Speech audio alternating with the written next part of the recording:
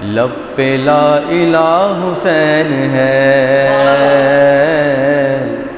لب پہ لا الہ حسین ہے، یا حسین ہے، میرا بادشاہ حسین ہے۔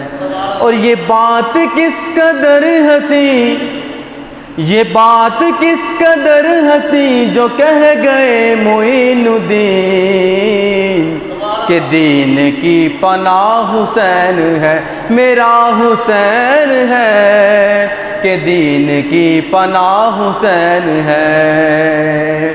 اور یہ ہو چکا ہے فیصلہ، یہ ہو چکا ہے فیصلہ، نہ کوئی دوسرا خدا، نہ کوئی دوسرا حسین ہے، میرا حسین ہے، نہ کوئی دوسرا حسین ہے۔ اور جو میرے امام حسین کے بارے میں باتیں کرتے ہیں، جو میرے امام حسین کی شان میں اعتراضات کرتے ہیں، ان کے بارے میں یہ شعر ہے: ارے او دشمن ازل، ارے او دشمن ازل، تو مر ذرا لحد میں چل، پتہ چلے گا کیا حسین ہے، کیا حسین ہے، پتہ چلے گا کیا حسین ہے۔ اور اس سے بڑھ کر جیت کیا، اور اس سے بڑھ کے جیت کیا، یزید تھا حسین ہے۔ لب پہ لا الہ حسین ہے، میرا حسین ہے، لب پہ لا الہ حسین ہے۔ اللہ کی حمد و ثنا اور اس کے پیارے محبوب جناب حضرت محمد مصطفیٰ صلی اللہ تعالیٰ علیہ وآلہ وسلم کی پاک بلند عظیم بارگاہ میں درود پاک کا نذرانہ پیش کرنے کے بعد، میرے نبی کے غلاموں، اس وقت یہ جو گھڑیاں ہمارے اوپر سایہ فغن ہے نا، یہ گھڑیاں امام حسین کے صدقے سے، ان کی آل کے صدقے سے، یہ گھڑیاں بڑی شانوں والی ہیں، بڑی عظمتوں والی ہیں۔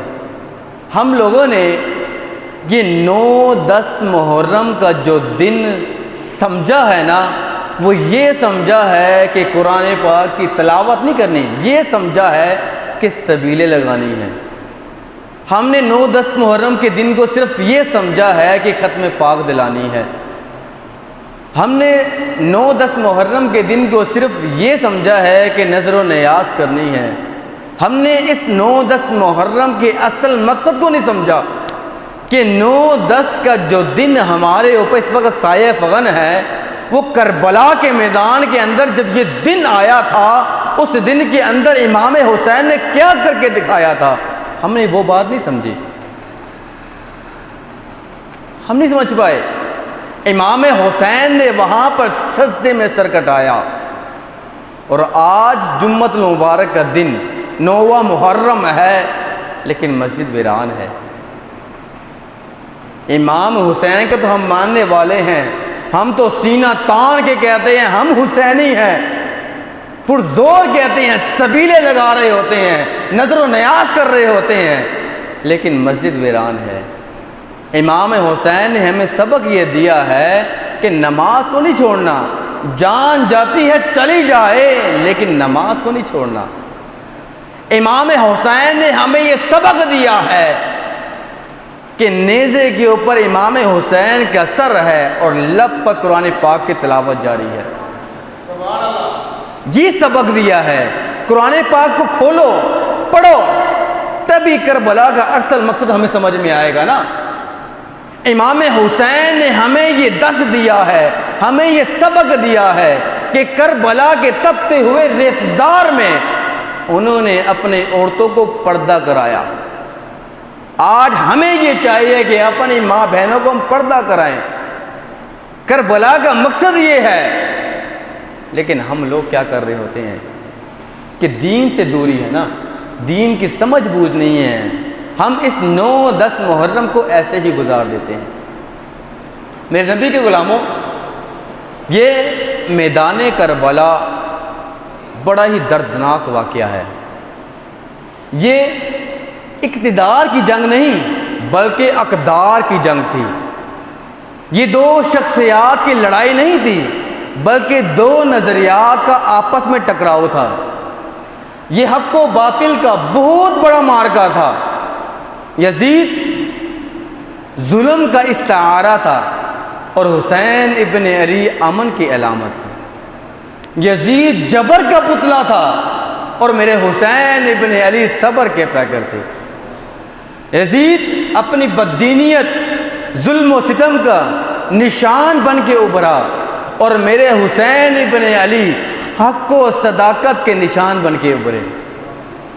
کربلا کے تپتے ہوئے ریتزار میں، آج تو موسم ٹھنڈا ہے نا، لیکن اس وقت میدان کربلا جب لگی تو دھوپ کی تپش بہت تیز تھی۔ وہ جو ریتزار تھا، جو ریت تھی، تپی ہوئی تھی۔ کربلا کے تپتے ہوئے ریتزار میں حسینی اور یزیدی دو کردار سامنے آتے ہیں۔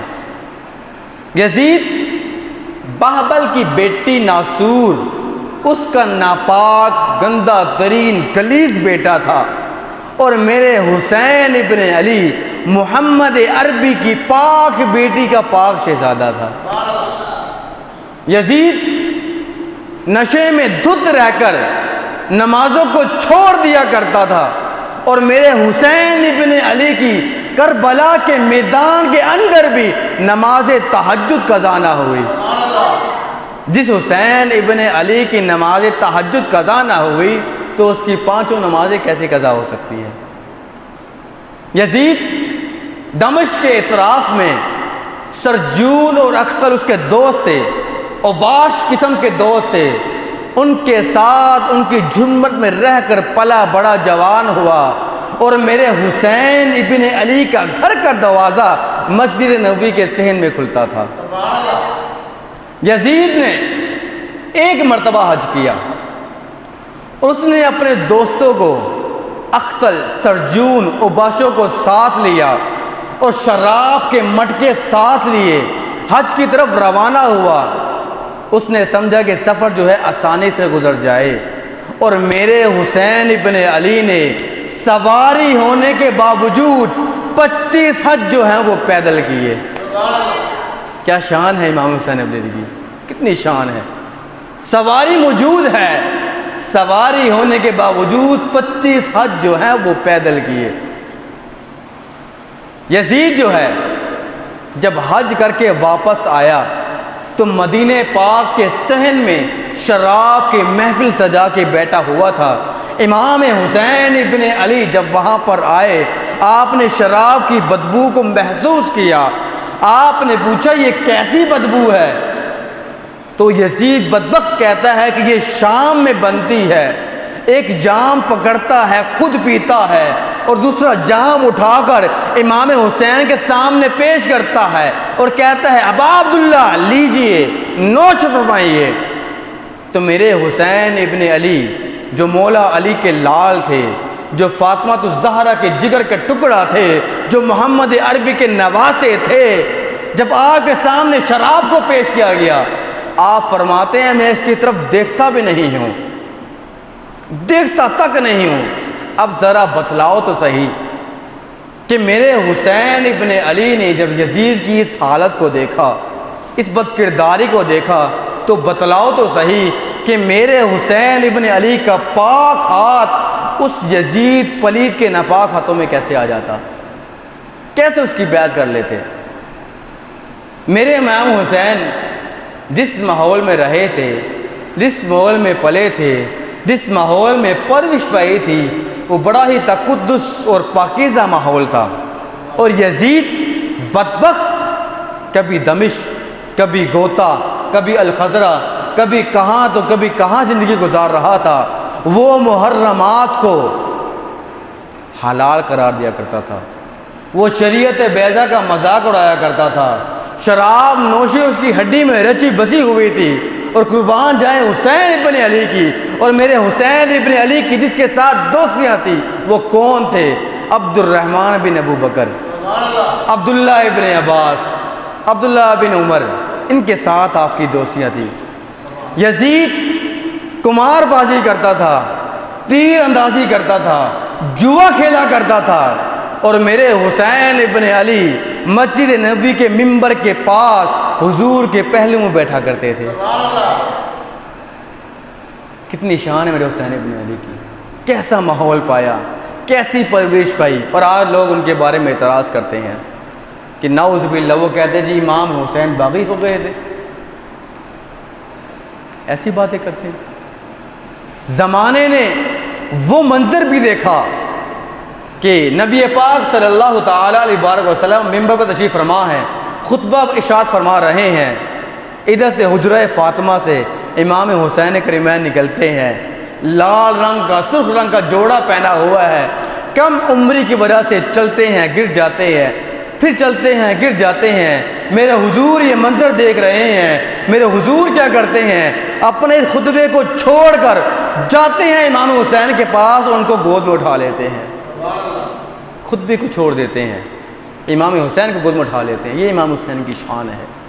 پھر زمانے نے وہ منظر بھی دیکھا، میرے حضور نماز پڑھا رہے ہیں، نماز پڑھاتے ہوئے سجدے میں جاتے ہیں، سجدہ طویل ہو جاتا ہے۔ حضرت عبداللہ ابن شداد کہتے ہیں کہ ہم سمجھے یا تو وحی کا نزول ہو رہا ہے کہ جس کی وجہ سے سجدے کو لمبا کیا جا رہا ہے، یا تو اللہ کی طرف سے حکم آ گیا ہے اور نبی کی روح قبض کر لی گئی ہے۔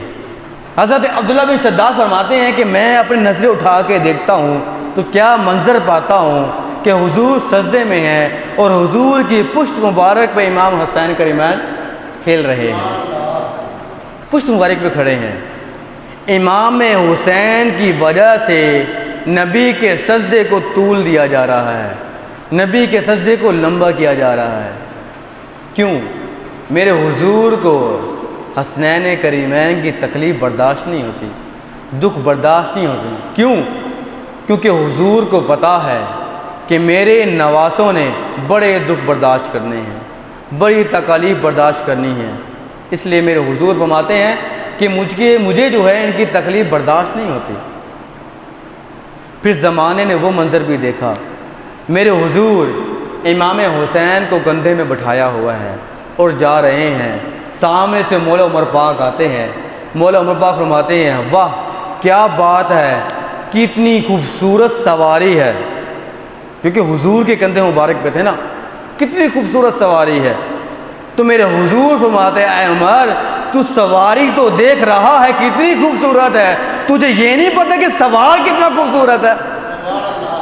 یار کتنی شانوں والے امام حسین تھے، یار کتنی شانوں والے تھے، حضور کے کندھے مبارک میں کھیلنے والے، سجدے میں حضور کی پشت مبارک میں بیٹھنے والے، حضور کے پہلوؤں میں کھیلنے والے، حضور کے ممبر کے پاس بیٹھ کر حضور کا دیدار کرنے والے، کتنی شانوں والے امام حسین تھے، اور ان کے بارے میں تم ایسی باتیں کرتے ہو۔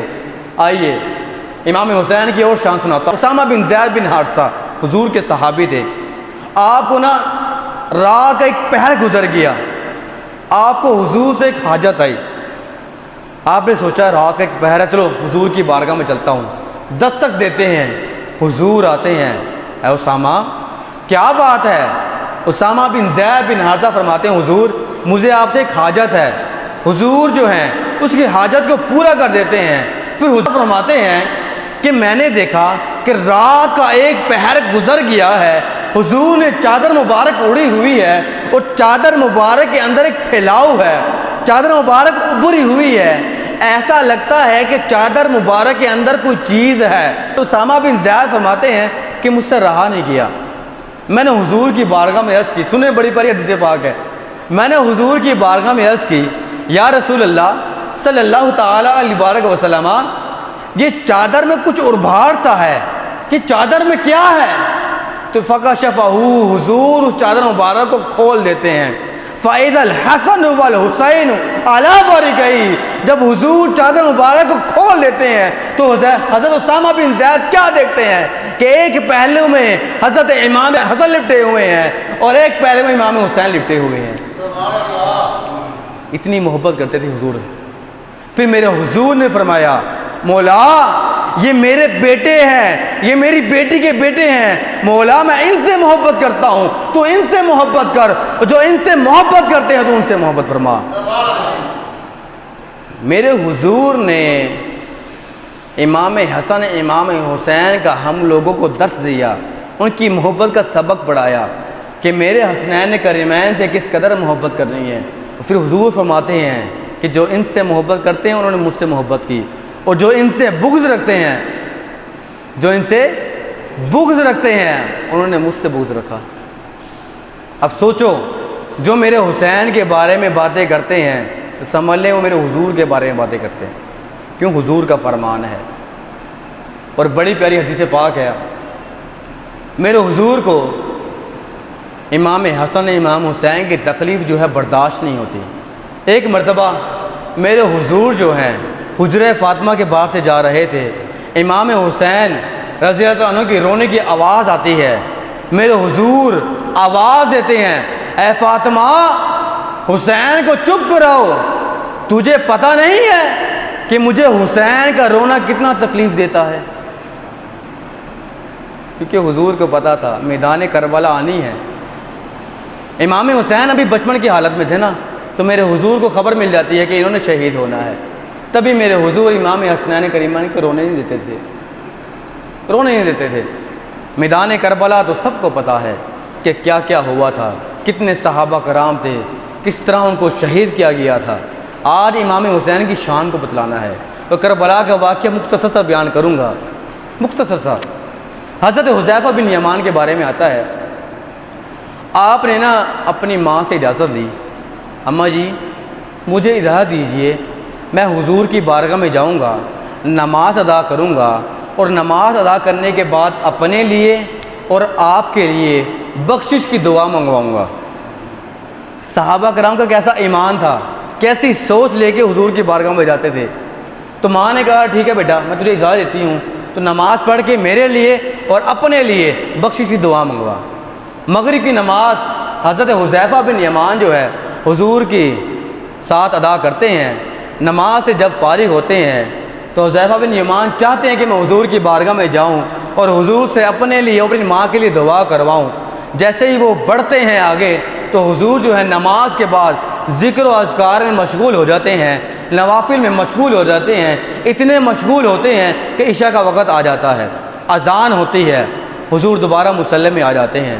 تو حذیفہ بن یمان اپنی والدہ سے ایک نماز کی اجازت مانگ کے آئے تھے، اب دوسری نماز کا وقت ہو گیا، اب وہ یہ سوچتے ہیں کہ نمازیں بھی ہو گئیں دو، والدہ سے اجازت مانگی تھی ایک نماز کی اور حضور سے دعا بھی نہیں منگوائی۔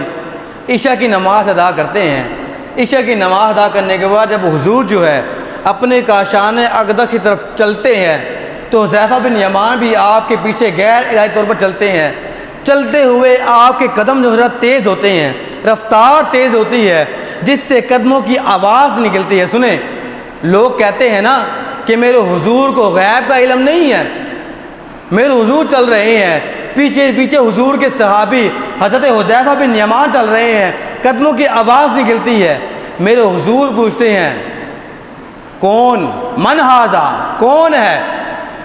تو ساتھ ہی میرے حضور فرماتے ہیں حذیفہ تو حذیفہ تو نہیں ہے۔ حضور پلٹتے نہیں ہیں، بنا پلٹے فرماتے ہیں حذیفہ تو حذیفہ تو نہیں ہے۔ میرے حضور کو غیب کی خبر ہوتی ہے، غیب کا علم ہوتا ہے۔ پھر حذیفہ فرماتے ہیں قلت نعم یا رسول اللہ، ہاں میں حذیفہ ہوں۔ اب حذیفہ رضی اللہ عنہ جو ہے اپنے لیے اور اپنی ماں کے لیے بخشش کی دعا مانگنے آئے تھے، ابھی آپ نے زبان سے عرض نہیں کہی، ساتھ ہی میرے حضور نے فرما دیا اے حذیفہ غفر اللہ لک ولی امک، اللہ تجھے بھی بخش دے، تیری ماں کو بھی بخش دے۔ وہ تو بن لبوں کی بولیاں بھی سنتے ہیں، وہاں پہ زبان کا سہارا نہیں لیا جاتا۔ میرے حضور جو ہمارے سینے کے اندر موجود ہے اس کو بھی جانتے ہیں۔ میرے حضور نے فرما دیا، ابھی حذیفہ نے نہیں فرمایا کہ حضور میرے لیے میری ماں کے لیے دعا کر دیں، ابھی حذیفہ نے یہ بیان بھی نہیں کیا، میرے حضور نے پہلے فرما دیا غفر اللہ لک۔